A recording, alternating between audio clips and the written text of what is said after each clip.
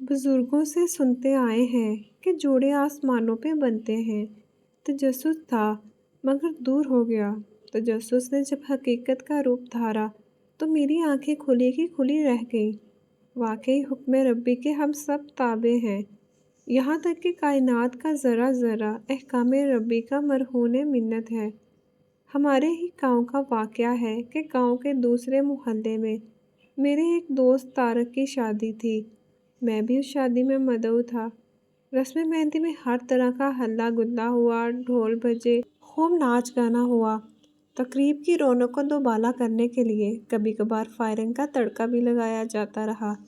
अजीज़ो कारब के अलावा काफ़ी तादाद में दोस्त अहबाब भी शादी में शिरकत की गर्ज से तशरीफ़ फरमा थे। रात तकरीबन 2 बजे तकरीब इख्तिताम पजीर हुई। तारक का ताल्लुक एक ज़मींदार घराने से था। सब लोगों से ज़मीन उनकी ज़्यादा थी। कोठी, नौकर चाकर, ज़रूरियात ज़िंदगी की हर एक आसाइश मुयस्सर थी। अमारात के साथ साथ तारक एक खूबरू नौजवान भी था। गांव की अक्सर लड़कियां उसके कदमों में हमा वक्त दिल फेंकने को तैयार रहती थीं। कॉलेज में भी उसकी काफ़ी लड़कियों के साथ दोस्ती थी। इसके बावजूद तारक करैक्टरलेस नहीं था। हंसमुख, दूसरों के दिलों में घर कर लेने वाला, मिलनसार और हमदर्द था। गांव में वो बिला तफरीक हर किसी के काम आता, दुख दर्द में शरीक होता। मेहंदी की रस्म से फारिग होने के बाद जिसको जहाँ जगह मिली लेट गया। खैर मैं तो अपने घर लौट आया। सुबह मुझे मेरे एक दोस्त नुमान ने उठाया और बताया, सारे गांव में छान मारा है, तारक का कहीं भी पता नहीं चला, वो घर से ही गायब है। सारे अजीज़ो अकारब और मेहमान परेशान हैं। बारात जाने का टाइम हो रहा है। कारें और बसें हारन बजा बजा कर अपनी आमद की खबर दे रही हैं। बैंड बाजे वाले भी पहुंच चुके हैं।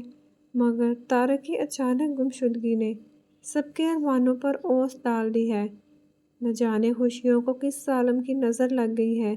खुशियों भरा आंगन मातम कदा बन के रह गया है। दोपहर होने को थी। बरादरी के बूढ़ों ने फैसला किया, तारक के छोटे भाई अरशद को तैयार करो। सांप भी मर जाएगा और लाठी भी सलामत रहेगी। इसी तरह से लड़की वालों की इज्जत भी महफूज रहेगी और लड़के वाले भी लोगों के तानों से बच जाएंगे। इस सारी सूरत हाल से लड़की वाले भी आगाह हो चुके थे।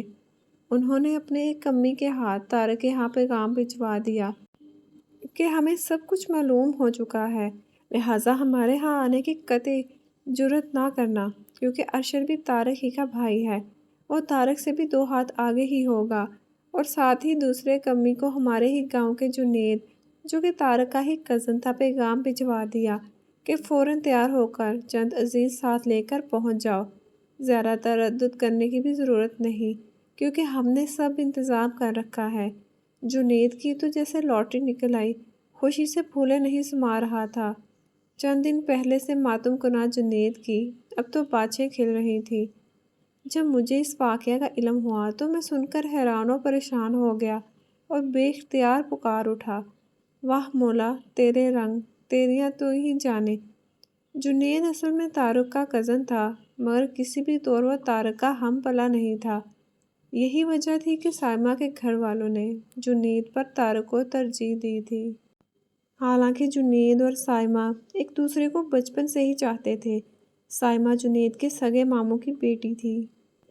मगर जहाँ दौलत की फरावानी हो, वहाँ रिश्तों का तकद्दुस कायम नहीं रखा जाता। हर रिश्ता दौलत के तराजू में तोला जाता है। दौलत तो भाई के हाथों भाई का कत्ल भी करवा देती है, बेटे के हाथों बाप को मरवा देती है। और ज़मींदार तो वैसे भी एक इंच ज़मीन की खातिर ख़ानदान के ख़ानदान तबाह कर देते हैं। मगर ज़मीन का टुकड़ा कई कत्ल करवाने के बाद भी मदी और मदिया का मुंह चढ़ा रहा होता है। जुनेद तैयार हुआ, अपनी बचपन की मोहब्बत को पाने के लिए मामू के यहाँ पहुँच गया। इस तरह 2 बिछड़ने वाले आपस में मिल गए। इस वाक़ये को काफ़ी अरसा बीत चुका है, मगर आज जब भी हमारे गांव में शहनाई की आवाज़ मेरे कानों से टकराती है तो मुझे फ़ौरन तारक वाला वाक़या याद आ जाता है। साइमा और जुनेद की शादी के 2 साल बाद तारक दुबई से लौटा।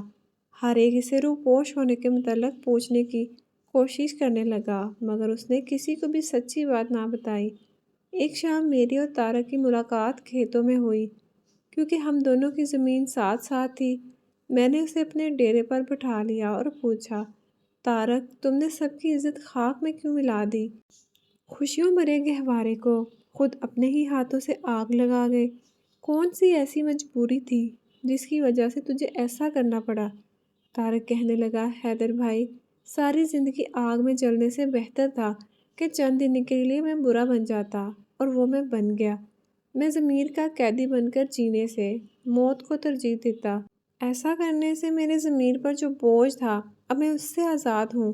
الحمدللہ اب میرے ضمیر پر کوئی بوجھ نہیں۔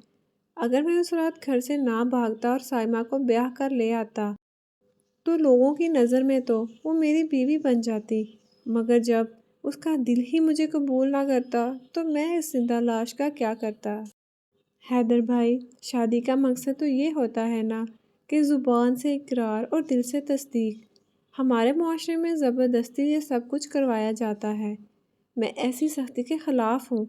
میرے علم میں تھا کہ سائمہ اور جنید بچپن سے ہی ایک دوسرے کو چاہتے ہیں، اور ان کی محبت کے اس پاک رشتے کو میری دولت سے تولا جا رہا ہے، اور جنید کو اس لیے ٹھکرایا جا رہا ہے کہ وہ ہمارے ہم پلہ نہیں، حالانکہ سائمہ کے والد جنید کے سگے ماموں ہیں۔ مجھے یہ سب اچھا نہیں لگا۔ میرے ضمیر نے مجھے ملامت کی کہ میری وجہ سے دو محبت کرنے والے دلوں کا خون ہو رہا ہے، اور یہ جرم سرزد مجھ سے کروایا جا رہا ہے۔ میں نے سوچا کیوں قاتل بنوں؟ لوگ 4 دن باتیں بنائیں گے، برادری والے بھی میرے اہل خانہ کو کھٹی میٹھی سنائیں گے، اس سے کوئی فرق نہیں پڑتا۔